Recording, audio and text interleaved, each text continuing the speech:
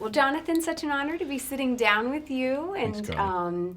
I mean, what an epic ride I can imagine this has been over the last couple of years. And I know you've worked with Dallas for so long, and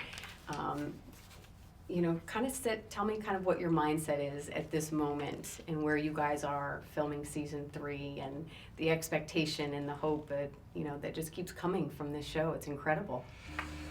I think most of the time we just sort of sit there shaking our heads, kind of pinching ourselves, saying, look what we get to do for a living and look at the impact it's having.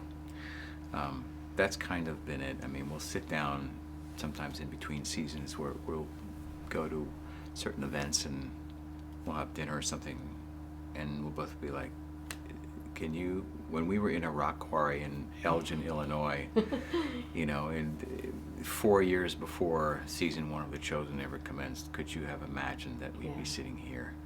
And the answer is always undoubtedly no. Yeah. Nobody ever saw this coming. So it's been what's interesting though is there's still so much more work to be done to get the word out about this. I mean, well, that's why you guys are here. I know. Hey, I'm happy to share the word.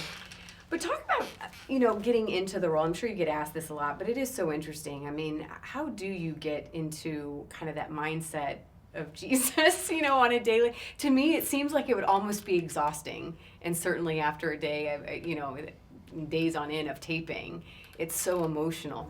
I can never get into the mindset of Jesus, and I don't even try.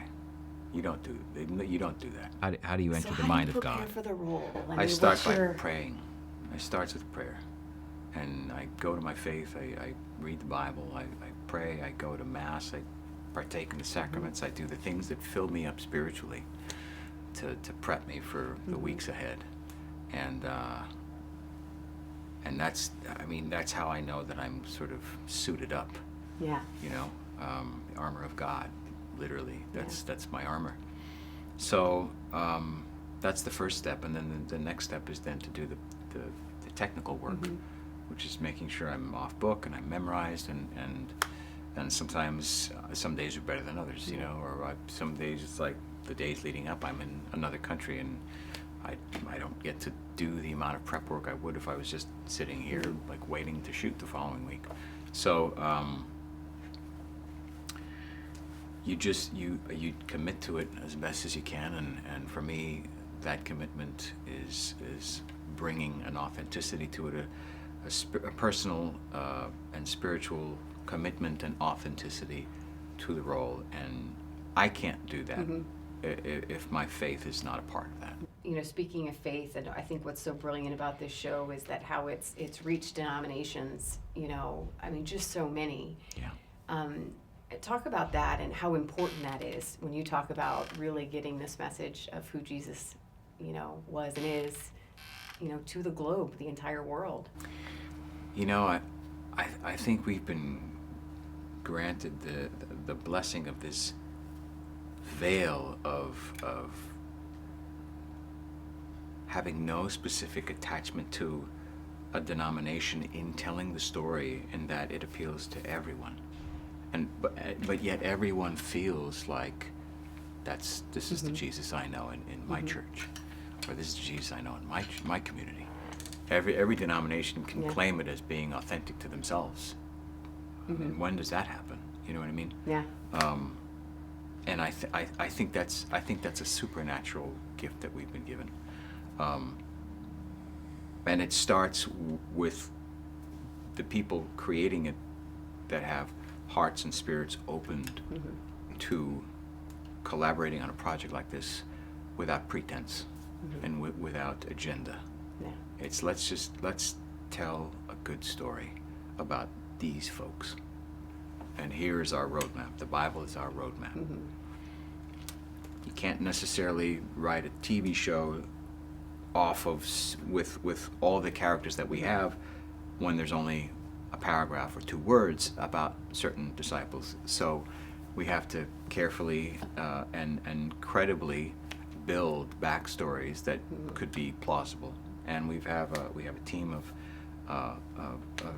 independent religious authorities from different faiths that can say, yeah, this could have worked, this could have happened, that would totally work.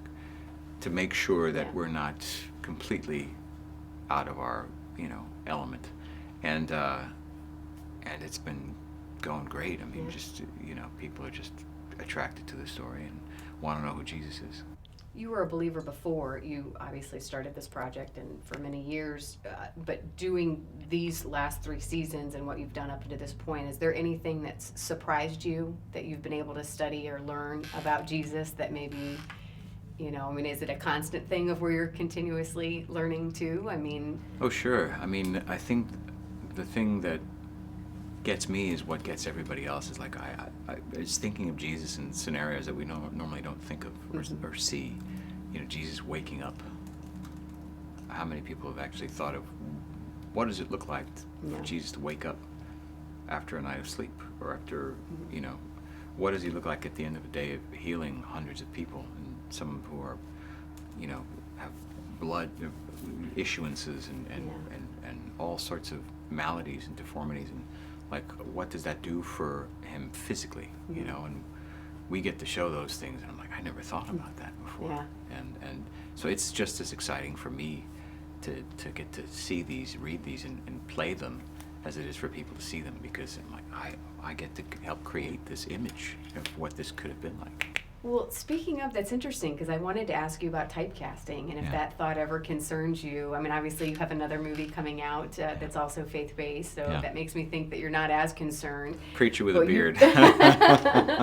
But it's got to come up, I would imagine, with future projects. Does that concern you whatsoever? Or are you owning it and saying, you know what, this is my lane, and I am happy to be in it? One of the first interviews I ever did, I was asked that question: are you ever worried that Hollywood is going to typecast you?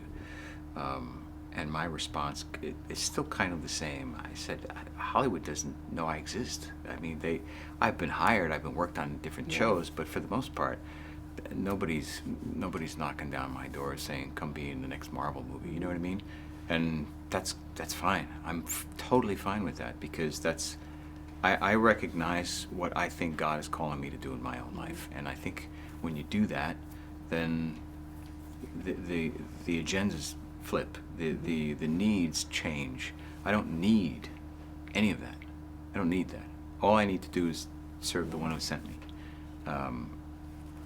Here to use the gifts that I've been given. So whatever he wants me to do, if he wants me to do one of those movies, then I'll do one of those movies. If you want, like I do a lot of video game work and animation work, voiceover work. All of a sudden, my animation career is picking up. I'm like, this is weird, And I think all of it stems from my fiat, my yes to just serving. The first goal is to serve, and then everything else just falls into place. So if that happens, if I get an opportunity to do something like that, great. My tastes have also changed in roles since doing this.